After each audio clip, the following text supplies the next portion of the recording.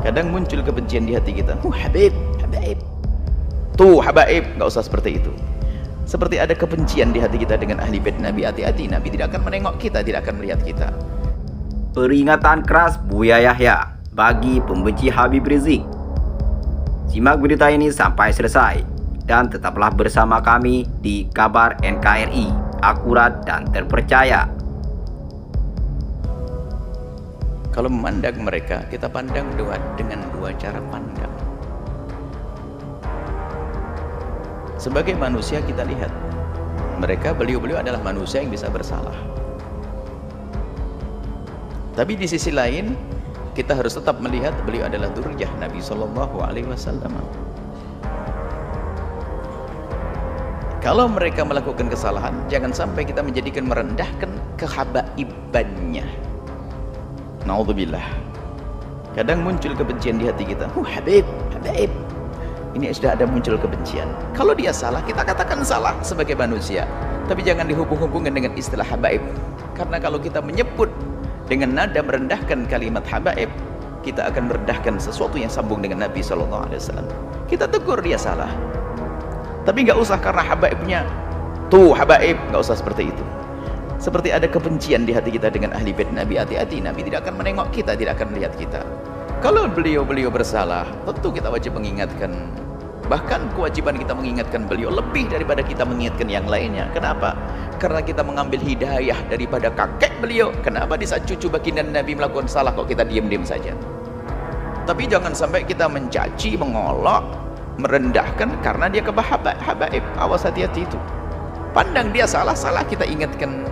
Kalau kesalahannya jangan ditiru, jelas itu. Tapi jangan sampai ada kesan Habib tuh. Akhirnya kita merendahkan nasab mulia baginda Nabi Shallallahu Alaihi Wasallam. Saat itu kita akan runtuh menjadi rendah.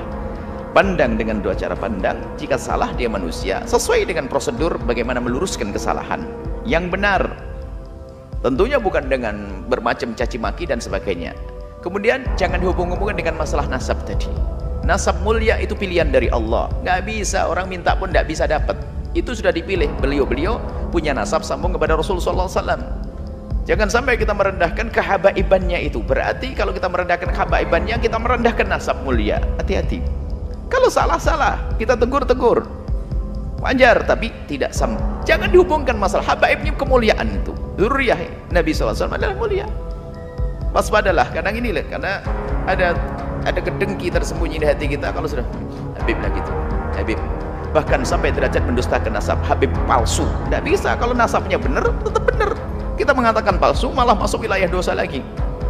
Kalau masalah ada Habib yang bersalah, ya tugas kita bagaimana? Sebagai pengikut Nabi yang mencintai Nabi, gimana perilaku kita dengan cucu Nabi? Apakah kita rela cucu Nabi melakukan kesalahan seperti itu? Kalau kita rela, Nabi tidak akan rela kepada kita. Nabi akan marah, kamu ngambil hidayah dariku, tapi cucuku salah kau biarkan. Akan marah Rasulullah kepada kita. Tapi juga jangan dicaci, direndahkan gara-gara kehabaibannya. Hati-hati. Ini penting sekali masalah urusan dengan habaib dzurriyyah baginda Nabi. Kemudian berlapanglah dengan masukan atau kritik dari siapapun. Maka di saat ada misalnya selama ini rame seperti tadi hubungan dengan Habib Rizik dan sebagainya, yang diminta adalah, kami yakin yang diminta Habib Rizik adalah di hati kecil Anda adalah Anda setujui keadilan, kebaikan dan sebagainya. Kami ingin bertemu, ini maksud.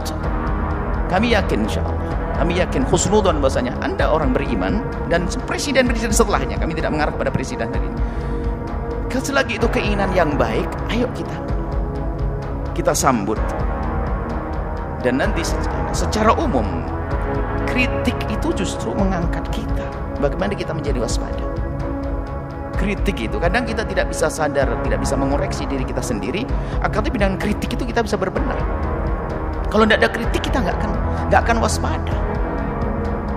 Seperti di lembaga begini, kalau tidak ada kritik nggak akan ada perubahan. Ada yang kritik, Ibu ya kenapa kok begini, langsung kita buat perubahan. Gerak ini, menarik. Semakin banyak yang mengkritisi Anda, sebenarnya semakin besar peluang Anda untuk menjadi lebih bagus. Hanya di saat dikritiki oleh seseorang, kita lihat, kita pelajari. Lalu bagaimana? Yang mengkritik itu sendiri diajak untuk menyelesaikan bersama. Karena yang mengkritisi biasanya punya bahan, punya modal untuk menyelesaikan masalah. Seperti ini. Ini adalah kepada pemerintah, Jangan menuruti orang-orang yang hanya menuruti hawa nafsunya. Anda akan rugi. Hidup Anda berbatas. Hidup Anda berbatas. Kita tidak rela ahli la ilaha illallah di alam barzah mendapatkan seksa dan di padang mahsyar tersesa di akhirat tersesa. Tapi surga kah untuk semuanya? Surga untuk ulama, surga juga untuk presiden kalau mau.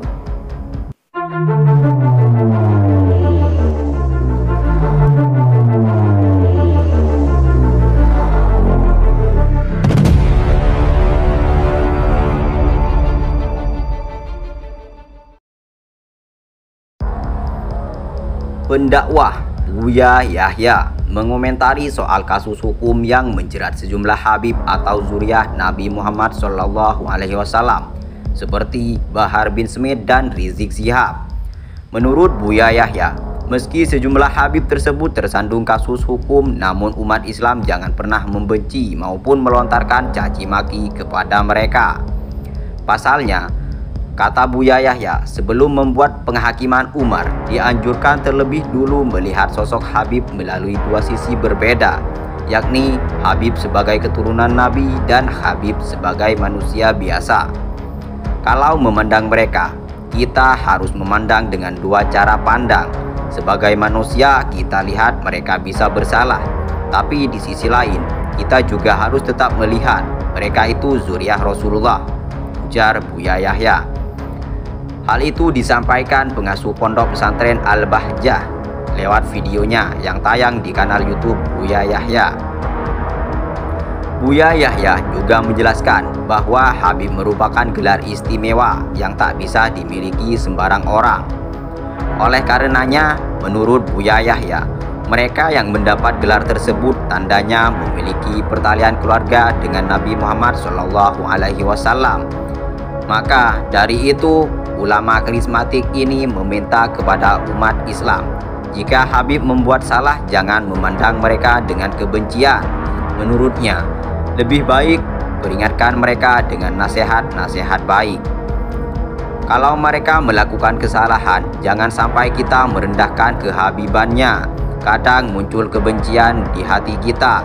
Kalau mereka salah, katakan salah sebagai manusia, tapi jangan dihubungkan dengan istilah Habib. Karena kalau kita merendahkan Habib, kita merendahkan sesuatu yang berhubungan dengan Rasulullah, tuturnya. Ia pun sekali lagi mengingatkan, seandainya Habib berbuat salah maka tegurlah, namun jangan menghinanya. Sebab, lanjut Yahya, jika ada umat Islam melakukan hal tersebut, maka Nabi Muhammad enggan memandangnya. Kita tegur dia salah, tapi jangan sampai bilang, tuh Habib, seperti ada kebencian di hati kita dengan keturunan Nabi. Hati-hati, Nabi tak akan menengok dan melihat kita, tegas Buya Yahya.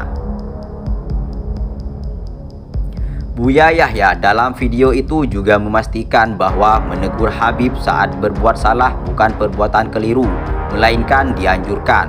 Sebab dengan begitu umat Islam disebut telah mengambil hidayah Nabi.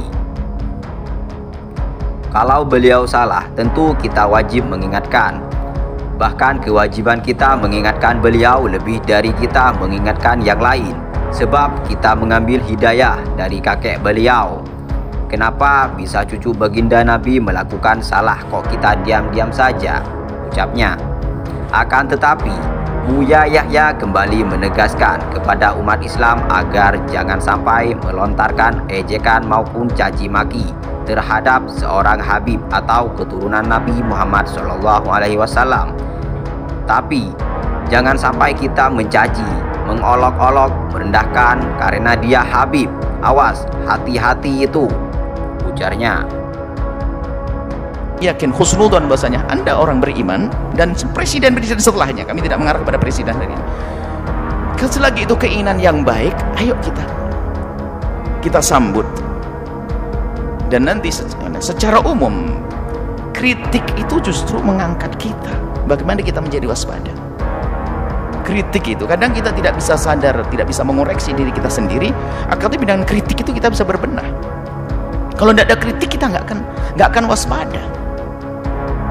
Seperti di lembaga begini, kalau tidak ada kritik nggak akan ada perubahan. Ada yang kritik Buya, kenapa kok begini, langsung kita buat perubahan. Kita gini, menarik. Semakin banyak yang mengkritisi Anda, sebenarnya semakin besar peluang Anda untuk menjadi lebih bagus. Hanya di saat dikritiki oleh seseorang, kita lihat, kita pelajari. Lalu bagaimana? Yang mengkritik itu sendiri diajak untuk menyelesaikan bersama. Karena yang mengkritisi biasanya punya bahan, punya modal untuk menyelesaikan masalah. Seperti ini. Ini adalah kepada pemerintah. Jangan menuruti orang-orang yang hanya menuruti hawa nafsunya. Anda akan rugi. Hidup Anda berbatas. Hidup Anda berbatas. Kita tidak rela ahli la ilaha illallah di alam barzah mendapatkan seksa, dan di padang mahsyar tersiksa, di akhir tersiksa. Tapi surga kah untuk semuanya? Surga untuk ulama, surga juga untuk presiden kalau mau.